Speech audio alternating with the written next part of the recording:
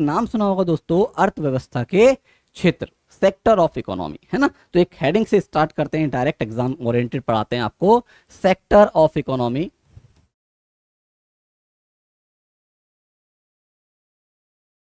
या हिंदी में बोलते हैं दोस्तों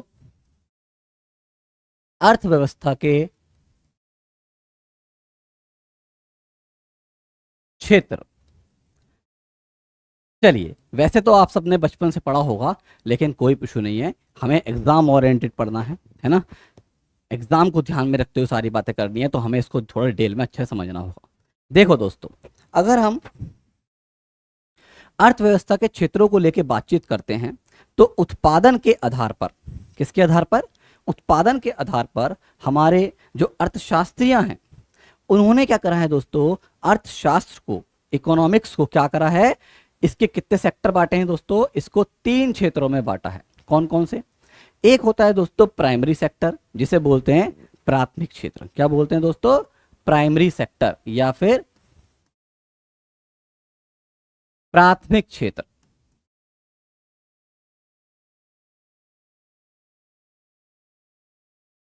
एक होता है दोस्तों सेकेंडरी, या सीधे सीधे लिख दो उसे, कौन सा क्षेत्र दोस्तों, जल्दी बोलो कमेंट बॉक्स में, द्वितीयक क्षेत्र।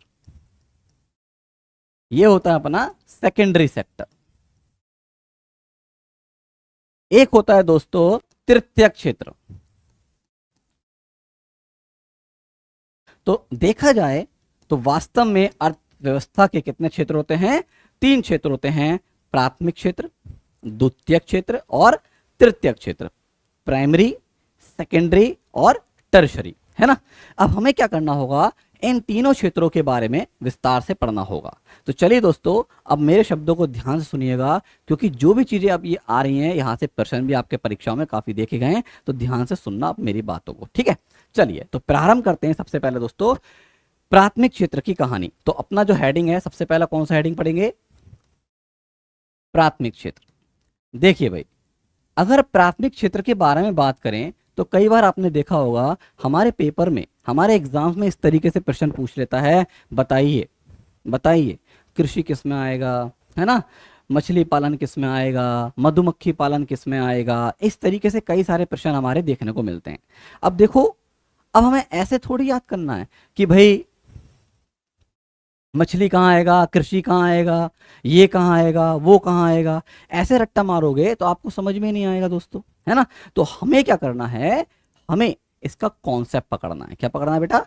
कॉन्सेप्ट पकड़ना है। कॉन्सेप्ट पकड़ लो तो सारी चीजें आप खुद ब खुद समझ में अपने आप जाओगे, है ना। तो दोस्तों ध्यान सुनिएगा, प्राथमिक क्षेत्र में क्या होता है, वो सारी चीजों को शामिल किया जाता है बेटा जो हमें प्रकृति ने प्रदान किए हैं।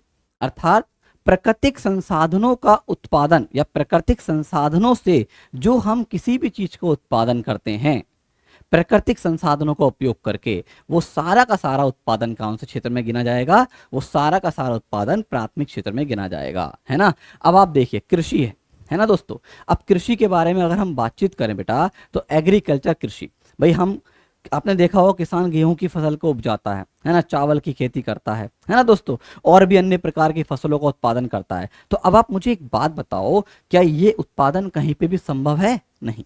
आपने देखा होगा बेटा कि अलग अलग जमीन के हिसाब से, अलग अलग भूमि के हिसाब से इसका उत्पादन किया जाता है, हाँ है ना, सही बात है ना दोस्तों, बात समझ पा रहे हो। तो यानी कि ये तो नेचर की देन है, प्रकृति ने दिया है, प्रकृति ने दिया है, नेचर ने हमें दिया है कि हमें कहाँ पे गेहूं का उत्पादन होना है, कहाँ पे आपका चावल का उत्पादन हो रहा है, कहाँ पे किसी अन्य और फसल का उत्पादन किया जाना है। अर्थात हम इसे क्या बोलेंगे, कृषि किसके से, किसका मतलब एक तरीके से किसकी देन है भाई? ये अगर हम ध्यान दें दोस्तों, तो ये आपकी प्राकृतिक संसाधनों से मिली हुई देन है, प्राकृतिक की देन है ना। तो यानी कि अगर हम बात करें प्राथमिक क्षेत्र में बात करें, तो यहाँ पे क्या होता है, प्राकृतिक संसाधनों का उपयोग करके उत्पादन किया जाता है ना। यानी कि ये क्षेत्र किस पर निर्भर है?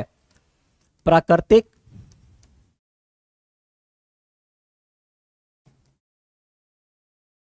संसाधन, है ना। तो प्राकृतिक संसाधन जिन्हें हम नेचुरल रिसोर्सेज के नाम से जानते हैं बेटा, ठीक है, तो उससे संबंधित है हमारा कौन सा क्षेत्र? आपका प्राथमिक क्षेत्र। अब यहां पे अगर बात करें तो क्या क्या उदाहरण इसके हो सकते हैं?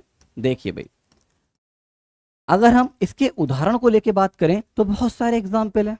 जैसे कि सबसे पहले अगर बातचीत करें तो एक सबसे बेसिक, सबसे आसान सा उदाहरण है दोस्तों कृषि, है ना, एग्रीकल्चर जिसे आप बोलते हो, जो कि मैंने अभी आपको समझाया। अभी भाई कृषि हुआ, मछली पालन जिसको हम मत्स्य पालन के नाम से जानते हैं, मत्स्य पालन, और मधुमक्खी पालन, ये किस में आएंगे भाई? भाई आप ही मुझे बताइए, ये जो मधुमक्खी पालन हो रहा है, या मुर्गी पालन कर रहे हो, आप मछली पालन कर रहे हो, ये प्रकृति ने ही तो दिया है।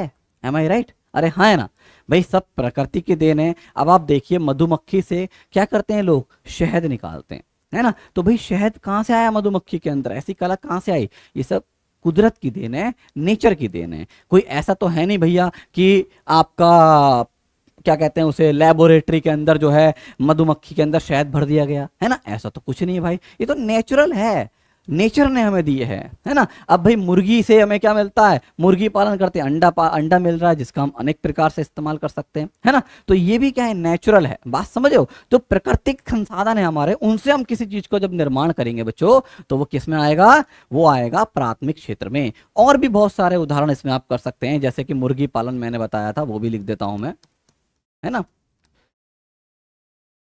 और भी बहुत सारे, जो भी आप अपने आस पड़ोस में या कहीं पे भी आपके समझ में, आप समझ गए होंगे। प्राकृतिक संसाधन, रेशम पालन बिल्कुल अच्छा, देखो इतना अच्छा एग्जाम्पल है, रेशम पालन, बिल्कुल सही बात।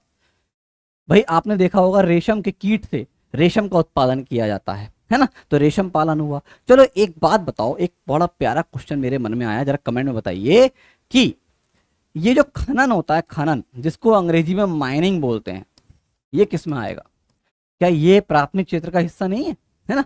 भाई देखा जाए दोस्तों, तो ये भी तो, हाँ पशुपालन, बिल्कुल सही बात है, पशुपालन बिल्कुल, वैसे तो सब पशु वगैरह सभी आ गए, है ना। तो ये भी तो दोस्तों क्या है, हमारा खनन भी तो प्राथमिक क्षेत्र का हिस्सा ही है।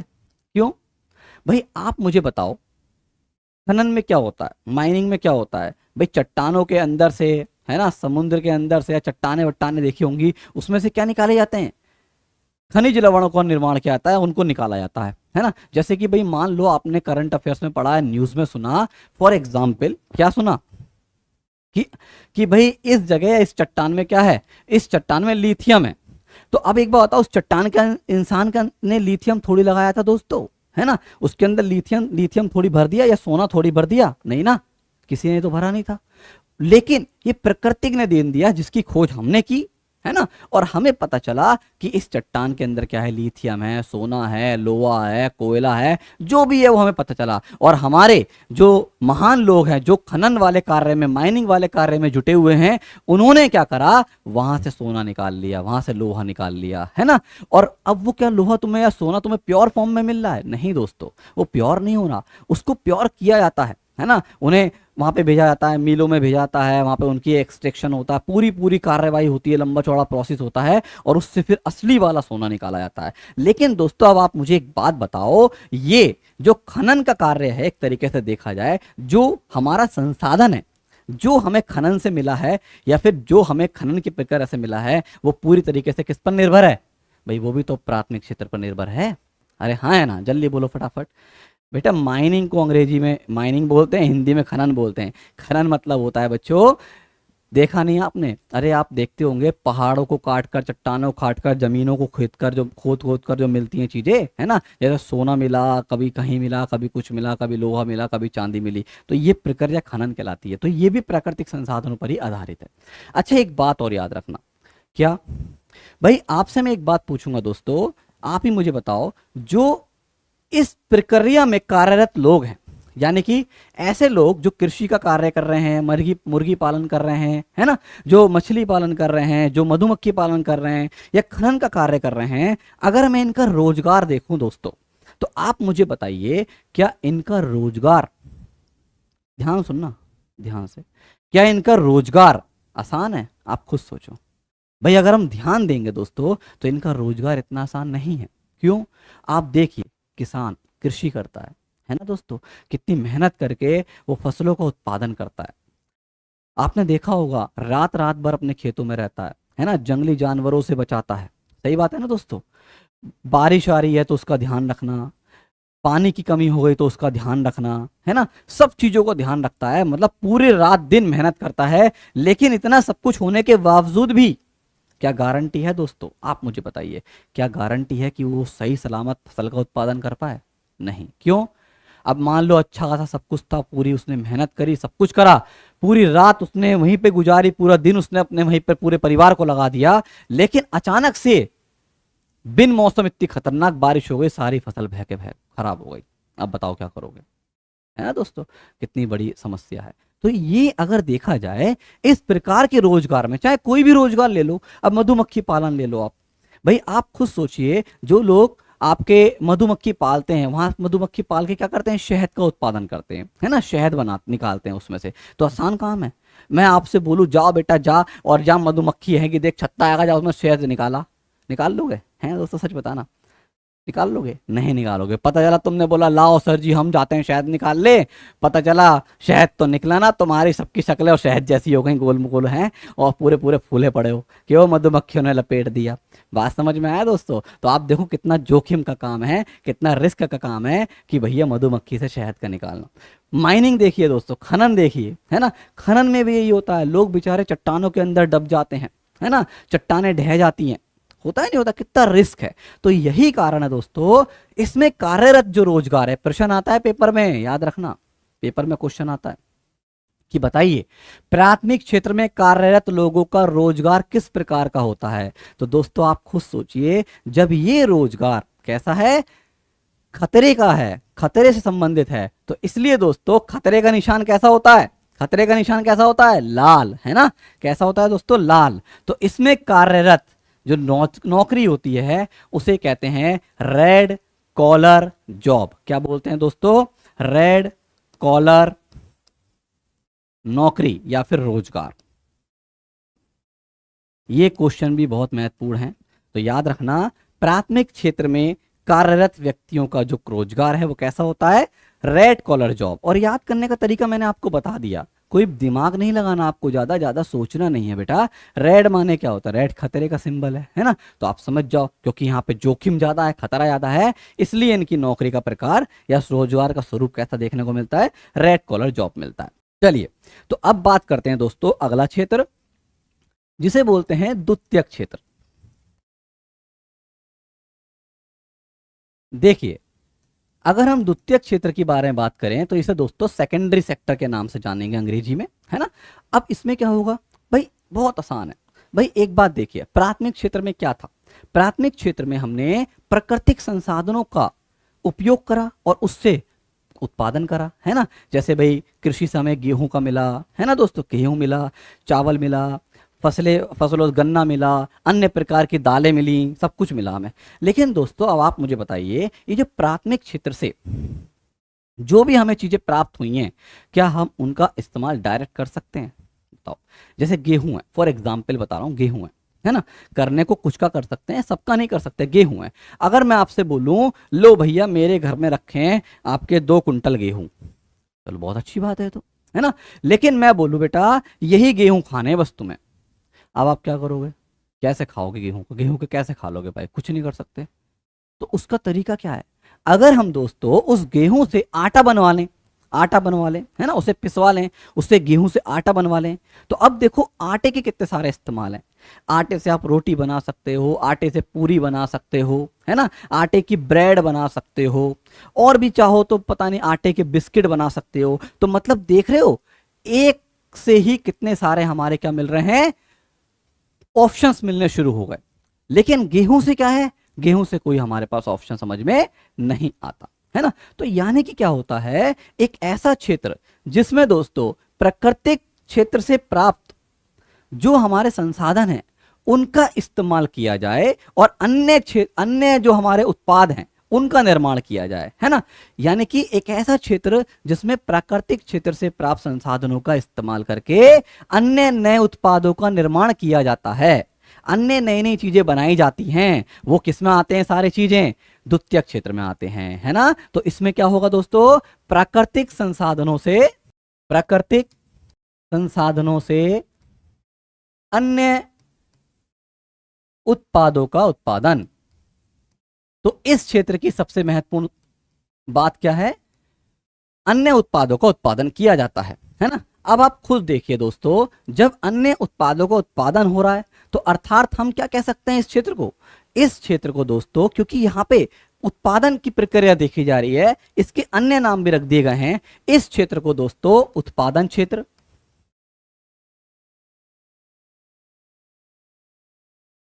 औद्योगिक क्षेत्र, औद्योगिक क्षेत्र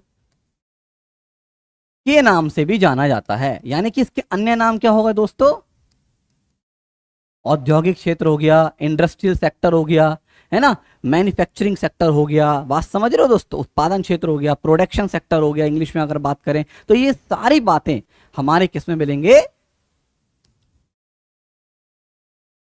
आपके द्वितीय क्षेत्र के नाम है। तो ये भी आपको ध्यान रखना है। अब क्यों बोलेंगे औद्योगिक क्षेत्र, भाई आप ही मुझे बताइए। देखो भाई, पेड़ है, ठीक है दोस्तों, पेड़ है, पेड़ से हमें लकड़ी प्राप्त हुई, संसाधन प्राकृतिक है लकड़ी। लेकिन दोस्तों उस लकड़ी से हमने क्या करा, एक टेबल बनवा ली, एक चेयर बनवा ली, है ना दोस्तों। एक भैया अपनी लेटने के लिए चारपाई बनवा ली, इसे खाट भी बोलते हैं कुछ लोग, चारपाई खाट का नाम सुना होगा, है ना, ये बनवा ली। अब दोस्तों ये जो निर्माण हो रहा है, कहीं तो इसका उत्पादन होगा, एम आई राइट, कहीं तो इसका निर्माण किया जाएगा दोस्तों। सही बात है ना, सही बात है, जल्दी बोलिए सारे बच्चे, है ना, सही बोल रहा हूं ना। तो ये जो भी उत्पादन हो रहा है, ये कहां पे हो रहा है, ये द्वितीयक क्षेत्र में हो रहा है, किसी उद्योग धंधे में हो रहा है, किसी इंडस्ट्री में हो रहा है ना, किसी ऐसी जगह हो रहा है, किसी आपकी, जैसे अब गन्ना है, गन्ने से दोस्तों में चीनी मिली, गन्ने से चीनी कहाँ बनी, शुगर मिल में बनी।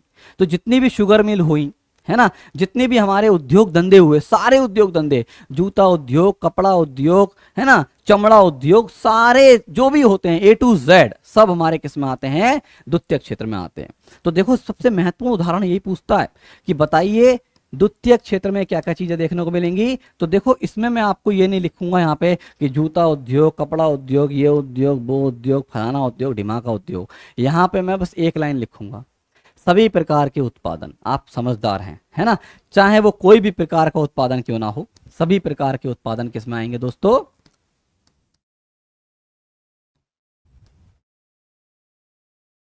तो जो भी उत्पादन संबंधित चीजें हैं, सब प्रकार के उत्पादन हमारे किस में आएंगे, आपके द्वितीय क्षेत्र में आएंगे, है ना। अब जो तो जैसे कि अगर मैं बात करूं विद्युत संयंत्र, भाई विद्युत संयंत्र क्या है, विद्युत संयंत्र क्या है, जहां पे विद्युत का निर्माण हो रहा है, बिजली बन रही है, इलेक्ट्रिसिटी का निर्माण हो रहा है। तो आप बताइए निर्माण हो रहा है नहीं हो रहा है, तो वो भी द्वितीय क्षेत्र में आएगा।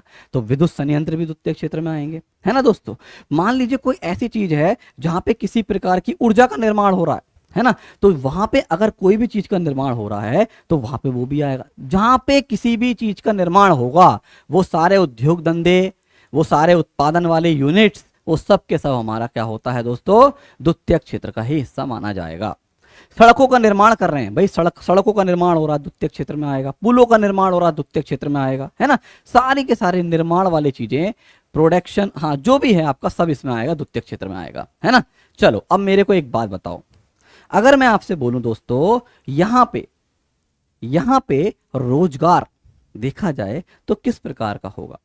बड़ा आसान है, बहुत आसान है। कैसे, आपने देखा होगा दोस्तों, अगर ध्यान दिया हो तो कभी कभी जो सड़क निर्माण होता है, सड़कें वड़कें बनती हैं, तो देखा होगा वहां पे बहुत सारे लोग काम कर रहे होते हैं, और वो जो है कोन होते हैं ना, ऐसे कोन की तरह, टोपी की तरह, ऐसे बर्थडे कैप पहनते हैं, उसकी तरह लाल रंग के लगा देते हैं, लगाते हैं नहीं लगाते हैं, है ना दोस्तों, जिससे कि लोग उधर की तरफ ना जाएं जिधर काम चल रहा है, लोगों को, ट्रैफिक को डाइवर्ट करने के लिए। और आपने देखा हो उनके कपड़े जो पहनते हैं, उनका रंग देखा है कभी ध्यान से, अगर दोस्तों आप उनका रंग देखोगे, वो नीले रंग के कपड़े पहनते हैं, नीले रंग के ड्रेसेस पहनते हैं, है ना दोस्तों, होता है नहीं होता है। तो जो जो वो जो नीले रंग की ड्रेस पहन रहे हैं दोस्तों, उसी को ध्यान में रखते हुए अगर हम ध्यान रखें अपनी परीक्षा के लिए, तो याद रखना द्वितीय क्षेत्र में कार्यरत जो लोग होते हैं बेटा, उनका रोजगार का स्तर कैसा होता है, वो होता है ब्लू कॉलर जॉब। कैसा होता है, ब्लू कॉलर जॉब।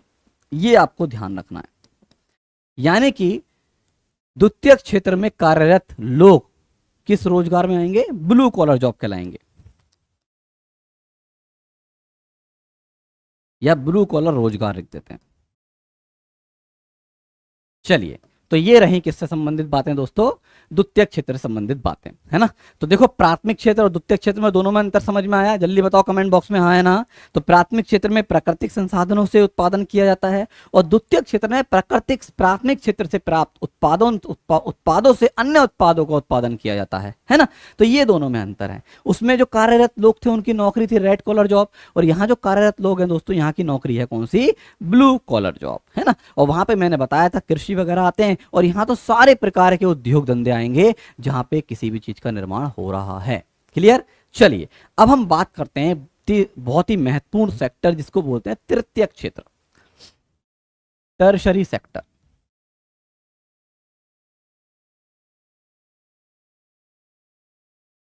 देखिए दोस्तों बहुत ही शानदार, तृतीयक क्षेत्र क्या है दोस्तों, याद रखना ये एक ऐसा क्षेत्र है यहां पे अगर ध्यान दें तो किसी भी चीज का निर्माण नहीं होता, बल्कि यहां पे क्या होता है दोस्तों, ये क्षेत्र जो हमारे प्राथमिक क्षेत्र होते हैं और जो द्वितीयक क्षेत्र होते हैं उनको गति प्रदान करता है। क्या करता है दोस्तों, गति प्रदान करता है। अर्थात एक ऐसा क्षेत्र जो प्राथमिक और द्वितीयक क्षेत्र को गति प्रदान करे, उनकी स्पीड बढ़ा दे, है ना, तो उन्हें क्या बोलेंगे दोस्तों, उसे बोलेंगे तृतीयक क्षेत्र। अब आप बोलोगे सर गति कैसे प्रदान करेगा, बिल्कुल सही बात है।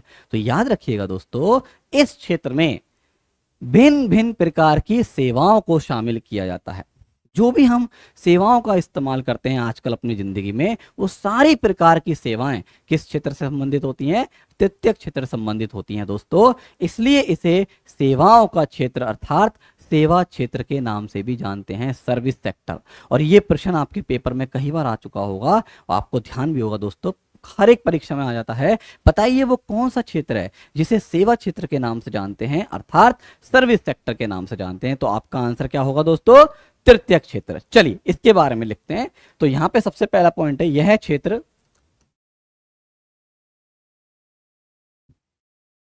प्राथमिक एवं द्वितीयक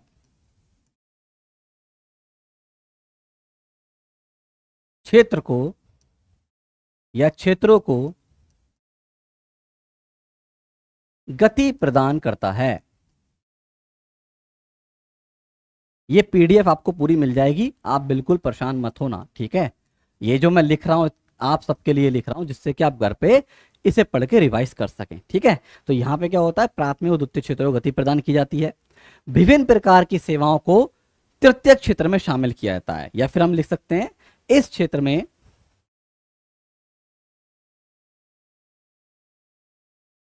क्या चीज शामिल है, सेवाएं सम्मिलित हैं, सेवाएं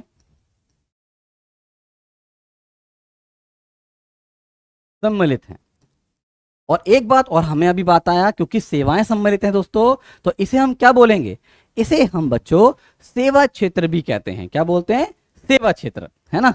सेवा क्षेत्र भी कहा जाता है इसे, सर्विस सेक्टर। ये बहुत महत्वपूर्ण प्रश्न है कि वो कौन सा क्षेत्र है जिसे सेवा क्षेत्र भी कहा जाता है। तो आपका जवाब होगा तृतीयक क्षेत्र, यानी कि टर्शरी सेक्टर। अब प्रश्न आता है कि सर सेवाएं क्या क्या हैं, क्या क्या इसके उदाहरण होंगे, है ना। ये बहुत आसान है। देखो दोस्तों कुछ आपको रटने की आवश्यकता नहीं है। कैसे, आइए बताता हूं, ध्यान सुनना, बताते हैं। भाई अगर मैं आपसे बोलूं हम अपनी जिंदगी में किन किन चीजों का इस्तेमाल करते हैं, भाई अगर हम ध्यान देंगे दोस्तों तो हम दो चीजों का इस्तेमाल करते हैं, एक होती हैं वस्तुएं और एक होती हैं सेवाएं, है ना दोस्तों। तो वस्तुएं क्या होती हैं, वस्तुएं उन्हें बोलेंगे जिनको हम देख सकते हैं, जिनको हम छू सकते हैं, वो सारी चीजें वस्तुएं कहलाती हैं। जैसे दोस्तों ये आप देख पा रहे होंगे, छू तो नहीं पा रहे लेकिन मेरे हाथ में तो है। अब देखो मैं इस मार्कर को या पेन को, जो भी आप बोले, टच कर पा रहा हूं, छू पा रहा हूं, देख पा रहा हूं, तो ये क्या है, वस्तु है ना। ये स्क्रीन है, इसे छू पा रहा हूं, टच कर पा रहा हूं, ये क्या है, वस्तु है ना। लेकिन दोस्तों वो सारी चीजें जिनको हम टच नहीं कर सकते, जिनको हम छू नहीं सकते, वो सब सेवाएं हैं। जैसे शिक्षा, एजुकेशन। भाई एट प्रेजेंट आप कहीं पे भी शिक्षा ग्रहण करो, आप पढ़ाई कर रहे हो, एजुकेशन कर रहे हो, है ना दोस्तों। तो अब आप मुझे बताइए क्या आप शिक्षा को देख पाएंगे, शिक्षा को छू पाएंगे। आप बेटा स्कूल गए और स्कूल से लौटे, मम्मी ने पूछा कहाँ गया था, तुमने बोला शिक्षा ग्रहण करने गया था। मम्मी बोला अच्छा कराया शिक्षा ग्रहण, बोले हाँ कराया। मम्मी बोले दिखाइए शिक्षा कहाँ है। अब बताओ बेटा दिखाओ, कैसे दिखाओगे, हैं कैसे दिखाओगे बताओ। आप बोलोगे सर हम नोटबुक दिखाएंगे, कॉपी दिखाएंगे, हैं। मम्मी बोली देख मेरी बात सुन ध्यान से, मैं ना हूं पढ़ी लिखी, मुझे ना पता क्या हो गया अड़ाई पढ़ाई, ये चीत मकोड़े काट के लिए आया तो इसके ऊपर है, ये क्या लिया आया चीत मकोड़े काट के, ये तो भाई तो कबाड़ी वाले के पास ही पड़े हैं कागज के टुकड़े कीट चीट मकोड़े वाले हैं, ये क्या पढ़ाई है, ये तो कागज का टुकड़ा, मुझे पढ़ाई दिखा पढ़ाई। अब बता बेटा तो दिखा सकते हो दोस्तों पढ़ाई, आप सच बताओ क्या आप पढ़ाई दिखा सकते हो, नहीं। ये तो भाई आपको पता है ना, क्यों भाई आपने पढ़ाई करी, अब आप पढ़ रहे हैं, इतने सारे बच्चे पढ़ रहे हैं, है ना दोस्तों। तो जरूरी है कि सबको समान समझ में आ रहा हो, नहीं। हो सकता है किसी को कम समझ में आ रहा हो, किसी को बहुत ज्यादा समझ में आ रहा हो, किसी को बिल्कुल समझ में ना आ रहा हो, क्यों, ये तो आपके ग्रहण करने की क्षमता पे है ना। तो यानी कि ये जो हमारी सेवा है, ये शिक्षा क्या है, एक सेवा ही तो है ना, जिसको हम ना छू सकते हैं, ना दिखा सकते हैं, ना देख सकते हैं, है ना दोस्तों, सही बात है ना। शिक्षा हुआ, स्वास्थ्य सेवाएं, चिकित्सा, आप हॉस्पिटल में जाते हैं, डॉक्टर के पास इलाज कराने जाते हैं और डॉक्टर के पास बोलते हैं साहब जी ये परेशानी है, और डॉक्टर ने क्या करा, फटाफट फटाफट कागज उठाया, पेन उठाया, चीत मकोड़े काट दिए, बोला जा दवाई ले ले, हैं। अब दोस्तों सच बताना, क्या गारंटी है, क्या आप समझ पा रहे हैं वो क्या दवाई दी है, नहीं। उसने सिर्फ उसी चीत मकोड़े काटने के पैसे लिए हैं तुमसे, है ना। वो पैसे किस चीज के ले रहा है, चीत मकोड़े काटने के, उल्टी पुल्टी राइटिंग में लिखने के, उसके पैसे ले रहा है, दवाइयां नहीं दे रहा, दवाइयों के पैसे अलग देने पड़ेंगे। तो वो क्या दे रहा है, वो आपको कंसल्ट कर रहा है, सलाह दे रहा है ना। तो ये भी क्या है, चिकित्सा सेवा दे रहा है, तो ये भी क्या है दोस्तों, एक सेवा है ना। बात समझ में आया दोस्तों। तो ये जितनी भी प्रकार की चीजें हैं जिनको हम छू नहीं पा रहे, देख नहीं पा रहे, वो सब सेवाएं हैं। जैसे बैंकिंग सेवा, बीमा सेवा, इंटरनेट सेवा, संचार सेवा, है ना। जितनी भी चीजें हैं जिनको हम देख नहीं सकते, जिनको हम जिनको हम छू नहीं सकते, these all are called services. तो विभिन्न प्रकार की सेवाएं हैं, आप सारे उदाहरण लिख सकते हो। वैसे देखो मेरा मानना क्या है, रट्टा मानने की जरूरत नहीं है। वो आपसे पूछेगा बताओ बैंकिंग क्या है, अब आप बताओ क्या बैंकिंग को छू पाओगे, देख पाओगे, अरे भैया सेवा है, काम खत्म, सेवा बोले तो तृतीय क्षेत्र, है ना। वो आपसे बोले इंटरनेट क्या है, अरे इंटरनेट दिखता है क्या, इंटरनेट छू लेते हो क्या, नहीं, क्या है, सेवा है ना, इंटरनेट सर्विस। बात समझ रहे हो दोस्तों। तो ये सारी चीजें क्या होंगी, सेवाओं में आएंगी। जैसे बीमा, चलो लिखते हैं, शिक्षा, बहुत सारे उदाहरण है इसके, स्वास्थ्य, है ना, संचार, और चिकित्सा स्वास्थ्य एक ही होता है, शिक्षा हो गया, बीमा हो गया, बैंकिंग हो गया, बैंकिंग रह गया, बैंकिंग। अच्छा दोस्तों एक बात बताओ, क्या परिवहन सेवा नहीं है, परिवहन भी तो सेवा है, अरे हाँ है ना भाई, ट्रांसपोर्ट। आप एक बात देखिए, हम क्या करते हैं, बस का इस्तेमाल करते हैं, ट्रेन का इस्तेमाल करते हैं, है ना। आपने मान लो एक ट्रेन में सीट बुक करी, तो दोस्तों आप मुझे बताओ, जब आप ट्रेन में सफर करते हो क्या सीट बुक करने के बाद सीट को उखाड़ के लेके आते हो, नहीं ना, ऐसा थोड़ी करते हो। अरे भैया आप उसमें बैठे, आपने अपना सफर किया और भाई सफर करके उतर गए, ये थोड़ी कि सीट उखाड़ के लेके आए, सही बात है। अगर दोस्तों आप मुझे बताओ एक छोटी सी बात, अगर आपका वो टिकट खो जाए, भगवान ना करे वैसे, वो टिकट खो जाए और टीटी आ जाए, लेकिन तुमने रिजर्वेशन कराया तो टिकट खो गया, तुमसे मिस हो गया, या मान लो घर पे पहुंचे, मम्मी ने बोला कि कैसे आया, तुमने बोला मैं तो एसी वाले डब्बे में बैठ के आया, मम्मी बोली अच्छा दिखाइए टिकट, अब तुम्हारा टिकट खो गया।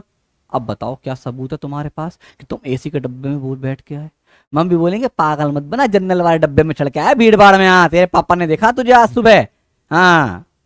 अब बताओ बेटा क्या करोगे, कोई सबूत है, नहीं है, क्यों, क्योंकि भाई एसी की सीट तो उखाड़ के लाए नहीं थे तुम, मम्मी देखो ये सीट थी या ये था, समझ रहे हो ना। तो यानी कि हम ना देख सकते ना छू सकते, मतलब परिवहन, कोई भी परिवहन क्यों ना हो दोस्तों, ए टू जेड सारे परिवहन किस में आते हैं, इसमें आते हैं, सड़क परिवहन, है ना, इंटरनेट, ये सब हमारी क्या है, इत्यादि लिख देता हूं मैं, सब हमारी क्या है दोस्तों, सेवाओं के ही प्रकार हैं। सेवाओं के प्रकारों को लेकर बात करें तो सेवाओं के तो बहुत बहुत प्रकार देखने को हमें नजर आते हैं। ठीक है, अब बेटा टेलीविजन क्या है? टेलीविजन भी तो एक संचार का माध्यम है बच्चों। संचार में क्या केवल फोन पे बात ही होती है? आप बताइए, संचार क्या है? कम्युनिकेशन। टेलीविजन के माध्यम संचार का फायदा ले रहे हैं, है ना दोस्तों। आप दोस्तों रेडियो का इस्तेमाल कर रहे हैं, वो भी तो एक सेवा है ना। तो ये सब सेवाएं हैं। आप रेडियो आप सुनते हैं, है ना, तो रेडियो सुन रहे हैं, टीवी देख रहे हैं, ये सब क्या है? सेवाएं तो हैं। सेवाएं तो दे जा रही हैं आपको, सेवाओं का ही तो आपको सेवाओं से तो पैसा कमा रहे हैं। भाई डॉक्टर कैसे पैसा कमा रहा है? सेवा देके। मास्टर, टीचर, देखो मैं ही हूं, अपने ऊपर लेता हूं। भाई मैं आपसे कैसे पैसा कमा रहा हूं, या फिर मैं कैसे पैसे कमा रहा हूं? भाई मैं शिक्षा दे रहा हूं तो मैं पैसे कमा रहा हूं, है ना। मैं कंसल्ट करने के, मैं ये समझाने के ही तो पैसे लेता हूं। मैं ऐसा तो है नहीं कि तुम्हें ये बोलूंगा ले भैया स्क्रीन घर पे ले जा, पैसे दिए तूने, नहीं। मैं ये बोलूंगा ये पेन घर पे ले जा, पैसे दिए तूने, नहीं। मैं सिर्फ तुम्हें समझाने की सेवा दे रहा हूं। डॉक्टर तुम्हें दवाई लिखने की सेवा दे रहा है ना। बात समझ रहे हो? ये जो रिलायंस कंपनियां हैं, ये आपके वोडाफोन आइडिया हैं, ये तुम्हें बात करने की सेवा दे रही हैं कि तुम्हारे इस मोबाइल से बात हो जाएगी, इसकी सेवा दे रही हैं, संचार सेवा दे रही हैं, है ना। तो उस चीज के पैसे ले रहे हैं। तो अब आप मुझे एक बात बताओ, क्या इस क्षेत्र में प्राप्त लोगों का रोजगार कैसा होगा? आप बहुत आराम समझ सकते हैं। भाई आप देखिए, आप किसी और को मत देखिए, टीचर को देख लो, है ना, मुझे देख लो, डॉक्टर को देख लो। आप बताइए, जैसे मैं ये शर्ट पहन के आया हूं दोस्तों आज पढ़ाने, क्या जब मैं वापस जाऊंगा घर में शाम को पढ़ा उड़ा के, क्या ये शर्ट मेरी यहाँ से फटी हुई, यहाँ से मैली, यहाँ से गंदी, जैसे हमारे जो बेचारे मजदूरी करते हैं पूरे दिन घर बनाते हैं, उनके जैसे हो जाएगी? बिल्कुल नहीं होगी। भाई साहब जैसी लाया हूं पहन के, वैसे ही घर पे जाऊंगा। डॉक्टर को देखा होगा, जैसा पहन के आते हैं बिल्कुल सेम वैसी की वैसी घर चले जाते हैं, है ना। तो यानी कि एक भी प्रकार का धब्बा नहीं है। तो आप समझ जाओ कैसी नौकरी है, कैसी जॉब है, व्हाइट कॉलर जॉब। तो याद रखना, इस प्रकार के रोजगार को क्या बोलते हैं इस क्षेत्र में? व्हाइट कॉलर जॉब के नाम से जानते हैं। बहुत ही शानदार एग्जाम्पल है, बहुत ही शानदार क्वेश्चन है, याद रखिएगा। तो एग्जाम में पूछता है कि बताइए, तृतीय क्षेत्र में कार्यरत लोगों का जो रोजगार है वो कैसा है? व्हाइट कॉलर रोजगार या व्हाइट कॉलर जॉब के नाम से जाना जाता है। ठीक है, व्हाइट तो समझते हो ना, सफेद। क्लियर है दोस्तों? बात समझ में आइएगा। चलिए, बहुत बढ़िया।